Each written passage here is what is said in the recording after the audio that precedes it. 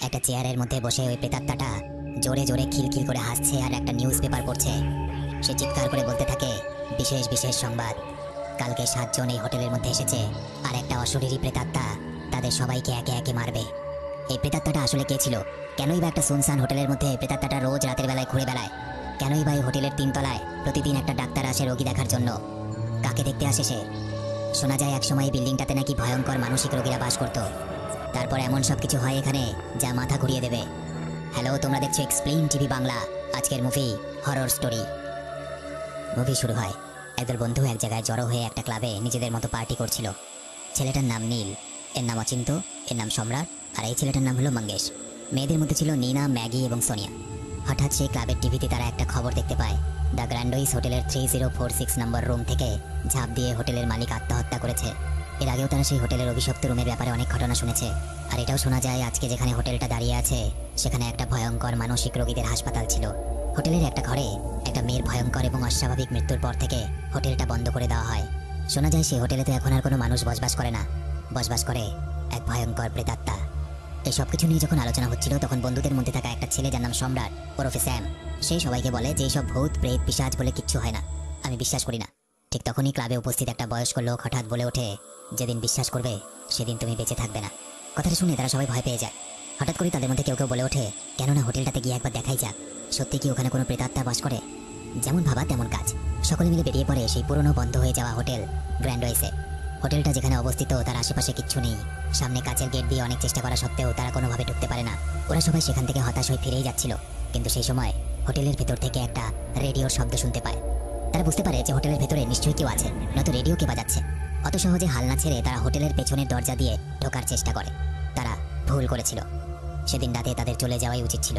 পেছনের দরজা দিয়ে তারা খুব সহজেই ভেতরে ঢুকে পড়ে এবং সেই গেট দিয়ে ঢোকার সাথে সাথেই দরজাটা সজোরে বন্ধ হয়ে যায়। কেউ খেয়ালও করতে পারেনি তারা টর্চের আলো ফেলতে ফেলতে এগিয়ে যাচ্ছিল সেই অন্ধকার গা ছমছম হোটেলের ভেতরে। কিছুটা যাওয়ার পর সেই রেডিওটা তারা দেখতে পায়, যার আওয়াজ তারা বাইরে থেকে শুনতে পেয়েছিল। অবাক হয়ে যায় তারা এটা দেখে যে এই বছরের পর বছর ধরে বন্ধ হোটেলটাতে রেডিও কেমন করে চলছে, যার আশেপাশে মানুষও নেই। রেডিওটা তারা বন্ধ করে সামনের দিকে এগিয়ে যায়। দেখা যায় রেডিওটার পিছনে কোনো ব্যাটারি লাগানো ছিল না। তাহলে রেডিওটা আপনা আপনি কি করে চলছিল? সবাই নিজেদের মতো করে আশেপাশে ঘুরতে থাকে। নীনাকে দেখা যায় একটা কাচের আলমারির সামনে দাঁড়িয়ে ছিল সে। অদ্ভুতভাবে সেই আলমারির ভেতরে থাকা সবকটা ঘড়ির মধ্যে 3:55 বেজে আছে। মোবাইলে সে টাইম দেখে, মোবাইলের টাইমের সঙ্গে এই ঘড়িগুলোর টাইমের কোনো মিলই নেই। হঠাৎ করে আলমারির কাচের প্রতিচ্ছবিতে সে নিজের পেছনে নিজেকেই দেখতে পায় একটা বইয়ের ঘরে যেতে। সে প্রচন্ড ভয় পেয়ে যায়। সেদিকে যাবে কিনা ভাবছিল, এই সময় তার বন্ধু নীল সেখানে চলে আসে। নীনা নীলকে বলে সবকিছু। নীল তার কথা বিশ্বাসই করে না। তারা সবাই মিলে সেই রুমটার দিকে যেতে থাকে যে রুমটার নম্বর 3046, সেই অভিশপ্ত রুম। ধীরে ধীরে খুব সতর্কভাবে এগিয়ে যাচ্ছিল অন্ধকারের মধ্য দিয়ে। হঠাৎ একটা ছোট্ট বিয়ারের ক্যান তাদের পায়ে ধাক্কা খায়। অচিন্ত নামের এই ছেলেটা অন্ধকার জায়গায় ক্যানটাকে ছুঁড়ে ফেলে দেয়। অদ্ভুতভাবে সেই ক্যানটা গড়াতে গড়াতে তাদের কাছেই ফিরে আসে। অচিন্ত পুরো বিষয়টা দেখার জন্য নিজেই একটা টর্চ নিয়ে সে অন্ধকারের মতো হলের জায়গাটাতে ঢুকে পড়ে। বেশ কিছুক্ষণ হয়ে গেল, অচিন্ত তো এখনো ফিরছে না। তার বাকি বন্ধুরা মিলে তার খোঁজ করতে এসে অন্ধকার জায়গাটায় ঢোকে এবং কিছুক্ষণ পর তারা অচিন্তকে দেখতে পায়। তারা সবাই মিলে পাশের একটা ঘরের দিকে যায়। সেই ঘরটার ভেতরে বিভিন্ন রকমের অদ্ভুত পুরনো যন্ত্রপাতি ছিল।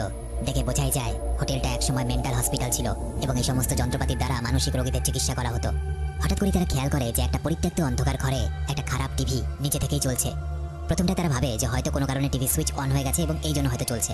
কিন্তু তারপর তারা খেয়াল করে টিভির ভেতর থেকে কেমন অদ্ভুত রকমের আওয়াজ আসছে। নীল এবং অচিন্ত মন দিয়ে সেই আওয়াজটা শোনারও চেষ্টা করে। তারা বুঝতে পারে কেউ যেন তাদেরকে কেমন একটা খোনা গলায় বলছে, ওয়েলকাম ওয়েলকাম। দুজনেই দুজনের দিকে আতঙ্কের দৃষ্টিতে তাকায়। অচিন্তের মনে একটাই প্রশ্ন বারবার আসতে থাকে, তারা এখানে এসে কোনো ভুল করেনি তো? বাকিদের সাথে তারা দুজনে এগোতে থাকে এবং একটা সময় পর তারা রুম নম্বর 3046-এ পৌঁছে যায়। স্যামকে দেখা যায় সে ওই রুমটার বাথরুমের দিকে হাঁটতে হাঁটতে বলতে থাকে, আমার মনে হয় যখন এই রুমটা সুন্দর ছিল দেখতে তখন কোনো সুন্দরী নারী বাথরুমের মধ্যে শাওয়ার অন করে স্নান করত। এটা বলার সাথে সাথে বন্ধ বাথরুমের ভেতর থেকে শাওয়ারটা একা একাই অন হয়ে যায় এবং বাথরুমের দরজা সজোরে বন্ধ হয়ে যায়। ভেতর থেকে ভয়ঙ্কর চিৎকার ভেসে আসতে থাকে স্যামের। 6 বন্ধু আপ্রাণ চেষ্টা করে বাথরুমের দরজাটাকে খোলার, কিন্তু অনেক চেষ্টার পর যখন সেই বাথরুমের দরজাটা খোলে তারা যা দেখতে পায় তাতে তাদের শরীর শিউরে ওঠে। বাথটাবের মধ্যে পড়ে আছে স্যামের রক্তাক্ত মৃতদেহ। পাগলের মতো 6 জন বন্ধু ওপর থেকে নিচে ছুটতে থাকে চিৎকার করতে করতে। তারা বুঝতে পারে তারা এই হোটেলের মধ্যে এসে ভুল করে ফেলেছে। তারা সেখান থেকে বেরোনোর আপ্রাণ চেষ্টা করতে থাকে, কিন্তু তারা কিছুতেই বের হওয়ার দরজা খুঁজে পাচ্ছে না। তারা পরিষ্কার বুঝতে পারে তারা এই হোটেলের মধ্যে আটকে গেছে। এখান থেকে পালানোর আর কোনো উপায় নেই। এবং একই সাথে এক প্রেতাত্মার বিশাল চিৎকার তাদেরকে আরো আতঙ্কিত করে তোলে। তারা বুঝতে পারে না যে তারা কি করবে। এই গা ছমছম হোটেলে একটা বড় হলের মতো জায়গায় কাচের দরজার সামনে গিয়ে তারা বসে। কারোর ফোনের কোনো নেটওয়ার্ক নেই। হঠাৎই নীলের মাথায় আসে যে হোটেল আছে মানে হোটেলের ছাদও আছে, আর ছাদ থেকে নিশ্চয়ই নেটওয়ার্ক পাওয়া যাবে। বাকি চারজনকে সেখানে বসিয়েই অচিন্ত এবং আরেক বন্ধু মঙ্গেশ ছাদের খোঁজে সিঁড়ি দিয়ে উপরে উঠতে থাকে। তারা যত এগোচ্ছিল তাদের গা ভারী হয়ে আসছিল, চারিদিকে শুধু অন্ধকার আর দম বন্ধ করা ভয়। হঠাৎ করে অন্ধকারের মধ্যে একটা ফ্লোরে, এই নির্জন হোটেল যেখানে কোনো জনমানুষের চিহ্ন নেই, সেখানে এক মহিলাকে দেখতে পায়, এক নার্সের পোশাক পরা। তারা দুজনে অবাক হয়ে যায়, মহিলাটা কোত্থেকে এলো। মহিলাটা তাদেরকে দেখে চিৎকার করে বলে, এক্সকিউজ মি, আপনারা কি ডাক্তার কাপাডিয়াকে দেখাতে এসেছেন? ডাক্তার ফ্রি আছে, চলে আসুন ডাক্তারের ঘরে। কথাটা শেষ করে মহিলাটা একটা ঘরের ভিতরে ঢুকে যায়। তারা দুজনে ভয়ে ভয়ে সেই ঘরটার ভিতরে ঢোকে, কিন্তু অবাক ব্যাপার, সেখানে তো কোনো ডাক্তার ছিল না। পুরো ঘরটা বন্ধ ছিল এবং অন্ধকার ছিল। তারা সামনে এগোচ্ছে, হঠাৎ করে তাদের বাদিকে একটা পুরনো ভাঙা টেপ রেকর্ডার অটোমেটিক বেজে ওঠে, আর সেখানে এক মহিলার বিকট চিৎকারের আওয়াজ শোনা যায়। এবং পেছন ঘুরতেই তারা দেখে একটা হুইল চেয়ার। হুইল চেয়ারটা একা একাই এক জায়গা থেকে আরেক জায়গায় যাচ্ছে। কিছু না ভেবেই তারা অবাক হয়ে সেই হুইল চেয়ারটার পিছু করে। মঙ্গেশকে অচিন্ত অনেকবার মানা করে সামনে এগোতে, কিন্তু তার কোনো কথা কানে না নিয়ে মঙ্গেশ সেই হুইল চেয়ারটার কাছে এগিয়ে যায় এবং পরক্ষণে এক ভয়ঙ্কর প্রেতাত্মা মঙ্গেশকে এক নিমিষে মেরে ফেলে। প্রাণ বাঁচানোর জন্য অচিন্ত পাগলের মতো ছুটতে থাকে, যেদিকেই যায় সেদিকেই দেখে ওই হুইল চেয়ারটা। প্রচন্ড ভয় পেয়ে সে একটা পরিত্যক্ত ভাঙা ঘরের মধ্যে মুখ চেপে লুকিয়ে থাকে। অন্যদিকে অনেকটা সময় পেরিয়ে যাওয়ার পরও যখন অচিন্ত আর মঙ্গেশ ফেরে না, বাকি চারজন চিন্তায় তাদেরকে খুঁজতে বেরিয়ে পড়ে। কিছু দূর এগোনোর পর তারা মঙ্গেশের রক্তাক্ত মৃতদেহ দেখতে পায় এবং অচিন্তের জন্য তারা চিন্তা করতে থাকে। ভয়ে কাঁদতে কাঁদতে চিৎকার করে করে তারা বারবার ডাকতে থাকে, অচিন্ত, তুমি কি আমাদের শুনতে পাচ্ছ? চারজন বন্ধুর গলার আওয়াজ পেয়ে অচিন্ত বাইরে বেরিয়ে আসে এবং সবাইকে কাঁদতে কাঁদতে জানায় যে আমরা কেউ বাঁচবো না, ও আমাদের সবাইকে মেরে ফেলবে। তারা সেখানে আর এক মুহূর্ত থাকে না, পালানোর চেষ্টা করে এবং অবশেষে তারা ছাদ খুঁজে পায়। কিন্তু সেখানে থাকা একটা পুরনো টেবিলের উপরে একটা কাচের বলকে নিজে নিজে ঘুরতে দেখা যায়। তারা যখন সেই বলটাকে মন দিয়ে দেখছিল, হঠাৎই সেই প্রেতাত্মা তাদের সামনে চলে আসে এবং হাড় হিম করা এক বিকট চিৎকার করে।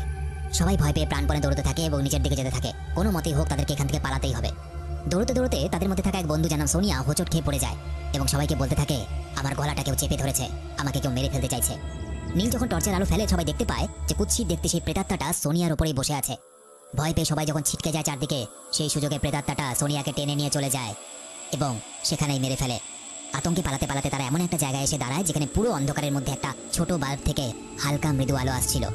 নীলের মাথায় হঠাৎ করে একটা চিন্তা আসে, যদি সেই আলো জ্বলে তার মানে জেনারেটরও আছে, আর যদি জেনারেটর থাকে তার মানে পালানোর রাস্তাও আছে। আলোর জন্য কারেন্ট কোত্থেকে আসছে সেটা খুঁজতে গিয়ে নীল সিঁড়ি দিয়ে নিচে নামতে থাকে এবং নিচে গিয়ে পার্কিং এর একটা জায়গা খুঁজে পায় যেখানে একটা গাড়ি দাঁড়িয়ে ছিল। সুবর্ণ সুযোগ। খুঁজতে খুঁজতে সেই গাড়ির চাবিও নীল ঝুলতে দেখে। সে বাকি বন্ধুদেরকে ডাকতে চায়, সবাইকে জানায় যে নিচে গাড়ি আছে, আমরা এখান থেকে পালাতে পারি। তারা নিচে নেমে যখন পার্কিং এর জায়গায় যাচ্ছিল, এমন সময় উপর থেকে ওই নার্সের প্রেতাত্মাটা তাদেরকে ডেকে বলে, কোথায় যাচ্ছ তোমরা? যাও নিজেদের ঘরে যাও, তোমরা এক একজন মানসিক রোগী। তারা পরিষ্কার বুঝে গেছিল আশেপাশে তারা যা দেখছে বা শুনছে কোনোটাই কোনো জীবিত ব্যক্তির কাজ নয়।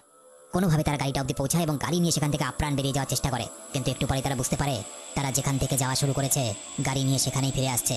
এই জায়গাটা একটা ভুল ভুলাইয়ার মতো। এমনকি তাদের সামনে সেই নার্সের আত্মাটা এসে দাঁড়ায়। তারা পাত্তা না দিয়ে তার উপর দিয়ে গাড়ি চালায়, কিন্তু সেই অশরীরীর কিছুই হয় না। কিছুক্ষণ সময় হঠাৎ তাদের গাড়ি বন্ধ হয়ে যায়। চারদিকে সাদা ধোঁয়া, কোত্থেকে সাদা ধোঁয়া এলো কেউ জানে না। তারা হঠাৎ করে দেখে সেই ধোঁয়া কাটতেই তারা রুম নম্বর 3046 এর সামনে আবার দাঁড়িয়ে আছে। কিছুক্ষণ আগেই তো তারা পার্কিং এরিয়াতে গাড়ি চালাচ্ছিল, তাহলে এত উঁচুতে একটা রুম যেটা কিনা 3046, সেখানে তারা কি করে এলো? তারা মাথায় হাত দিয়ে পাগলের মতো চিৎকার করতে থাকে। তারা বুঝতে পারে প্রেতাত্মা তাদের আশেপাশেই ঘুরছে। তারা একসাথে একটা ঘরে দরজা বন্ধ করে বসে থাকে, কারণ তাদের ধারণা তারা একা একা থাকলে হয়তো সেই প্রেতাত্মা তাদেরকে টেনে নিয়ে যাবে, কিন্তু তারা যদি একসাথে থাকে সেই প্রেতাত্মা তাদের কোনো ক্ষতি করতে পারবে না। এমন সময় বাইরে থেকে সোনিয়ার গলায় আওয়াজ শোনা যায়, বলা ভালো চিৎকার শোনা যায়, হেল্প, হেল্প মি, আমাকে সাহায্য করো। কিছুক্ষণ আগে তাকে ভয়ঙ্কর প্রেতাত্মাটা টেনে নিয়ে গেছিল।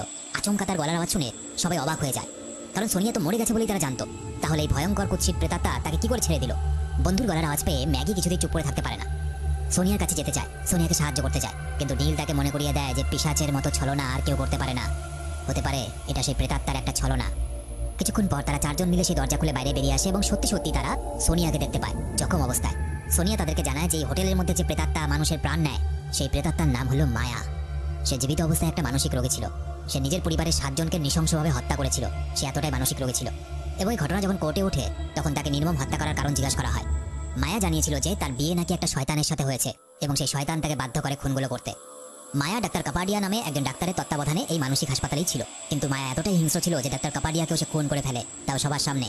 আর এরপর থেকেই শুরু হয় একের পর এক ভয়ঙ্কর ঘটনা। হাসপাতালে শর্ট সার্কিটের কারণে বহু রোগী একসাথে মারা যায় এবং তারপর হাসপাতালটা বন্ধ হয়ে যায়। মায়ার কি হয়েছিল সেটা কেউ জানে না। পরবর্তীকালে একজন নামী পয়সাওয়ালা ব্যক্তি এই হাসপাতালটাকে কিনে নেয় এবং এখানে একটা হোটেল তৈরি করে। কিন্তু হোটেল তৈরি করার পরে অস্বাভাবিক মৃত্যুর সংখ্যা কিন্তু দিনে দিনে বাড়তে থাকে। একসময় হোটেলটাও বন্ধ হয়ে যায়। কিছুদিনের মধ্যেই হোটেলের মালিক এই রুম থেকে ঝাঁপ দিয়ে আত্মহত্যা করে, যার দৃশ্য সিনেমা শুরুতে দেখানো হয়েছিল। তারাই সমস্ত কিছু জানতে পারার পর মায়ার নাম ধরে ডাকতে থাকে। তারা বলতে থাকে তুমি কি চাও? এমন সময় সোনিয়ার মোবাইলে একটা কল আসে। যে কলে কোনো নাম্বার ছিল না, শুধু একটাই নাম লেখা ছিল, মায়া। ফোনটা কানে নিতেই সোনিয়ার মুখ ফ্যাকাশে হয়ে যায়। বাকিরা জিজ্ঞেস করে, ফোনে কে ছিল, কি বলল? সোনিয়া বলে, ফোনে মায়া ছিল। সে বলল সে শুধু তাদেরকে প্রাণে মেরে ফেলতে চায়, আর কিছু চায় না। তারা প্রচণ্ড ভয় পেয়ে যায় এবং দৌড়তে দৌড়তে সেই হোটেলেরই একটা স্টোর রুমে এসে লুকোয়। তারা এক জায়গায় জড়ো হয়ে একে অপরের হাত ধরে গোল করে মাটিতে বসে পড়ে। ঠিক তখনই সেই ঘরের কোনো এক কোণা থেকে অদ্ভুত ধরনের সাদা ধোঁয়া পুরো ঘরটাকে ঘিরে ফেলতে থাকে। ধীরে ধীরে তারা একে অপরকে ঠিকমতো দেখতেও পারে না, শুধুমাত্র একে অপরের হাত শক্ত করে ধরে থাকে তারা।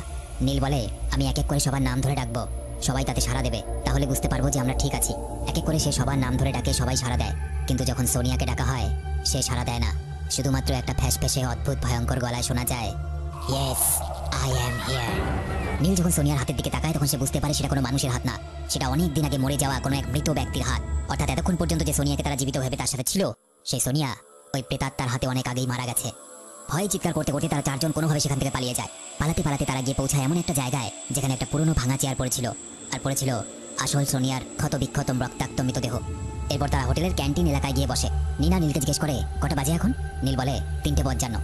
নিনার মনে পড়ে যায় হোটেলে ঢোকার সময় একটা আলমারি দেখেছিল, যেখানে প্রতিটা ঘড়িতেই 3:55 বেজেছিল, এবং সে ওই আলমারির মধ্যে নিজেকে নিজে যেতে দেখেছিল একটা বইয়ের ঘরে ঢুকতে। নিনা সহ বাকি সবাই ঠিক করে তারা সেখানে আবার যাবে, যদি কোনো উপায় খুঁজে পায়। ওই ঘরটায় তারা একটা বই পায়, বইটার নাম ছিল অকাল্ট। এখানে বলে রাখি, অকাল্ট বইটা শুধু এই মুভিতে না, অকাল্ট বইটা সত্যিকারের একটা বই, এবং এটাকে একটা তন্ত্র সাধনার ক্ষতিকারক বা বিধ্বংসী বা ভয়ানক তন্ত্র সাধনার বই বলা হয়। এই বইয়ের মধ্যে এমন একটা জিনিস লেখা থাকে, যেটা সেই মুহূর্তে যে পড়েছে তারা সেই বইটা নিয়ে গিয়ে এক জায়গায় বসে এবং পড়তে শুরু করে। সেই বইয়ে লেখা ছিল যে প্রতিটা অতৃপ্ত আত্মা কোনো না কোনো জিনিসের সাথে জড়িত থাকে, এবং সেই বস্তু বা জিনিস থেকেই সে শক্তি অর্জন করে। কিন্তু তারা জানতো না যে মায়ার প্রেতাত্মা কোন বস্তুর সঙ্গে জড়িত আছে এখনো পৃথিবীতে। সেটার উপায় বইটাতে লেখা ছিল, একটা মন্ত্র, যে মন্ত্রটা উচ্চারণ করলে জানা সম্ভব যে প্রেতাত্মা কোন বস্তুর থেকে শক্তি সংগ্রহ করছে। তারা চারজন মিলে জোরে জোরে সেই মন্ত্র উচ্চারণ করে, এবং মন্ত্র উচ্চারণের সাথে সাথে হঠাৎ কোত্থেকে যেন অদ্ভুত রকমের আওয়াজ শুনতে পায় তারা। আওয়াজ অনুসরণ করে তারা যখন সামনের দিকে এগিয়ে যায়, সেই ঘরটায় যে ঘরে তাদের প্রথমে অচিন্ত নিয়ে গিয়েছিল, তারা ভেতরে ঢুকে একটা আবছা দৃশ্য দেখে। তারা দেখে এই ঘরেই মায়ের মৃত্যু হয়েছে, আর ব্রেনে শক দেওয়ার একটা মেশিনকে মায়া নিজের নিয়ন্ত্রণে এনে ফেলেছে, এবং সেই মেশিনের সাথে জড়িয়ে আছে মায়ার অস্তিত্ব। মায়া এই মেশিনটা থেকে শক্তি পায়। সবটা বোঝার পর আর বেশি দেরি না করে তারা মেশিনটাকে আগুনে জ্বালিয়ে দেবে এই সিদ্ধান্ত নেয়। কিন্তু দরকার ছিল পেট্রোল বা কেরোসিন, কারণ মেশিনের মধ্যে তো আর এমনি আগুন ধরবে না। অচিন্ত আর নিনাকে সেখানে রেখেই নীল আর ম্যাগি হোটেলের কিচেন এরিয়ায় যায় পেট্রোল বা জ্বালানো জাতীয় কিছু জিনিস খোঁজার জন্য। সেখানে গিয়ে তারা ঠিক করে যে তারা আলাদা আলাদা করে জ্বালানি খুঁজবে। খুঁজতে খুঁজতে ম্যাগি হঠাৎ করে এক অদ্ভুত ধরনের আওয়াজ পায়। সামনে এগিয়ে গিয়ে সে দেখতে পারে একটা সুনসান জায়গার উপরে একটা চেয়ারের উপর একটা মহিলা বসে খবরের কাগজ পড়ছে জোরে জোরে। ওই প্রেতাত্মাটা কেমন অদ্ভুত গলায় নিউজটা পড়ছিল। প্রেতাত্মাটা বলে, ব্রেকিং নিউজ, কাল রাত হোটেল গ্র্যান্ড উইজে 7 জন মানুষ ঢুকে ফেসে যায়। তারা ভেতরে ঢুকে যায়, তারা বাইরে বেরোতে পারে না, কারণ এক অশরীরী প্রেতাত্মা তাদেরকে সেখান থেকে বাইরে বেরোতে দেয়নি। সে আরো পড়তে থাকে। ম্যাগি যখন সামনের দিকে এগোতে যায়, নীল পেছন থেকে চলে আসে। নীল ম্যাগিকে সেখান থেকে অন্য জায়গায় নিয়ে যায়। কিছুটা যাওয়ার পর ম্যাগি লক্ষ্য করে যে পাশের দেওয়ালে তার ছায়া তো পড়ছে, কিন্তু কই নীলের তো কোনো ছায়া পড়ছে না। তার বুঝতে এতটুকু অসুবিধা হয় না যে নীলের মধ্যে নীল নেই, এটা আসলে মায়ার প্রেতাত্মা। সেখান থেকে দৌড়ে পালিয়ে গিয়ে ম্যাগি কিচেন এরিয়ার ভেতরে গিয়ে কিচেনের ক্যাবিনেটের পেছনে লুকিয়ে পড়ে। আসল নীল যখন তাকে খুঁজতে সেখানে আসে, ম্যাগি তাকে দেখা সত্ত্বেও যায় না, লুকিয়ে থাকে। কারণ সে ভাবতে থাকে হয়তো এটা নীল নয়, হয়তো এটা মায়ার প্রেতাত্মা তার সঙ্গে কোনো ছলনা করছে। নীল তাকে খুঁজতে খুঁজতে সেখান থেকে একসময় বেরিয়ে যায়। নীল বাইরে বেরোনোর পর ম্যাগি পেছন ঘুরে দেখে কিচেনের উঁচু সেলফে নীলের রূপ ধরে মায়ার প্রেতাত্মা বসে আছে, এবং নিমেষের মধ্যে সে নিচে নেমে ম্যাগিকে প্রাণে মেরে ফেলে। অন্যদিকে নিনা এবং অচিন্ত যে ঘরে ছিল, সে ঘরের দরজা নিজে থেকে ভেঙে পড়ে। আর ঠিক এই সময়ে বাইরে থেকে ম্যাগির চিৎকারে আওয়াজ শোনা যায়। ম্যাগি বারবার করে বলছিল, আমায় কেউ তো বাঁচাও, কেউ তো বাঁচাও আমায়। নিনা বারণ করা সত্ত্বেও অচিন্ত সেই ঘুটঘুটে অন্ধকারের মধ্যে যায়, এবং কিছুক্ষণ পরে তারও আর্তনাদের আওয়াজ শোনা যায়। নিনা গুটি গুটি পায়ে ভয়ে সন্তর্পণে এগিয়ে যায় সেই নিঝুম অন্ধকারে অচিন্তকে খুঁজতে। কিছুটা দূরে এগোনোর পর সে যা দেখতে পায়, দম বন্ধ হয়ে আসে। অচিন্তের দেহ আর মুন্ডু দুটো আলাদা দিকে পড়ে আছে। এই মধ্যে নীল সেখানে পৌঁছায় কেরোসিন নিয়ে। এক মুহূর্ত দেরি না করে মেশিনটার উপর কেরোসিন ঢেলে দেয়। মায়ার প্রেতাত্মা কিন্তু এত সহজে হারবার নয়। নীলকে টেনে নিয়ে নিমিষের মধ্যে মেরে ফেলে সে নিনার চোখের সামনে। এবং এখন এই বিশাল হোটেলের মধ্যে নিনা একা বেঁচে একটা ভয়ঙ্কর প্রেতাত্মার সাথে। নিনা পালানোর চেষ্টা করে, মায়ার প্রেতাত্মা তার কিছুতেই পিছু ছাড়ে না। নিনা দৌড়তে দৌড়তে একদম বাইরে এসে দেখে তার মৃত 6 জন বন্ধু তার দিকে এগিয়ে আসছে হাঁটতে হাঁটতে। তার মৃত বন্ধুরা তাকে বলে, তুমিও চলে এসো আমাদের সাথে, মায়ার প্রেতাত্মা তোমাকেও ছাড়বে না। ওখানে কি করছো? নিনা জানতো যে এই সমস্ত কিছু একটা ছলনা। ওই ভয়ঙ্কর অভিশপ্ত প্রেতাত্মা তার সঙ্গে ছলনা করছে। সেখান থেকে পালানোর সময় ধাক্কা খেয়ে একটা কাচের বোতল ভেঙে যায়, এবং সেই কাচের ভেতর থেকে কিছুটা তরল পদার্থ বাইরে বেরিয়ে আসে। গন্ধ শুকে বুঝতে পারে তরল পদার্থটা পেট্রোল, এবং এটা দিয়ে আগুন জ্বালানো সম্ভব। পাশে থাকা একটা বাল্ব খুলে সেই বাল্বটা তেলের উপরে সে ভেঙে ফেলে, এবং বিদ্যুতের ঝলকে আগুন জ্বলে ওঠে। আর বেশি দেরি না করে পাশে থাকা একটা কাপড়ে করে সেই আগুন নিয়ে সে দৌড়তে থাকে মায়ার ঘরের সেই মেশিনের দিকে। কিন্তু মায়ার প্রেতাত্মা তাকে এত সহজে ছেড়ে দেবে? সবভাবে চেষ্টা করে সে নিনাকে আটকানোর। একটা সময় পর একটা বড় চেয়ার মায়ার প্রেতাত্মা ছুঁড়ে মারে নিনার দিকে, এবং তাতে ধাক্কা খেয়ে সে ছিটকে পড়ে যায়। তার হাতের আগুনের কাপড়টা দূরে গিয়ে পড়ে। এই সুযোগটা নিয়ে মায়ার প্রেতাত্মা সেই কাপড়ের আগুনটা নিভিয়ে দেয়, কিন্তু তখনও কিছুটা আগুনের ফুলকি বেঁচেছিল কাপড়ে। এমন সময় পাশে থাকা একটা পুরনো পরিত্যক্ত জং ধরা পাখা হঠাৎ করে চালু হয়ে যায়। নিনা পুরো ব্যাপারটা বুঝতে পারে না। সে যখন দেওয়ালের দিকে তাকায়, হোটেলের মালিকের আত্মা, যেটা কিনা একটা ভালো আত্মা ছিল, সেই তাকে সাহায্য করছে মায়ার প্রেতাত্মাকে হারানোর জন্য। বেশি দেরি না করে ওই অল্প আগুনটা হাতে নিয়ে নিনা দৌড়ে ঘরের মেঝেতে কেরোসিন পড়েছিল সেখানে গিয়ে আগুনটা ফেলে দেয়, এবং খুব তাড়াতাড়ি সেই আগুন মেশিনের মধ্যে ধরে যায়।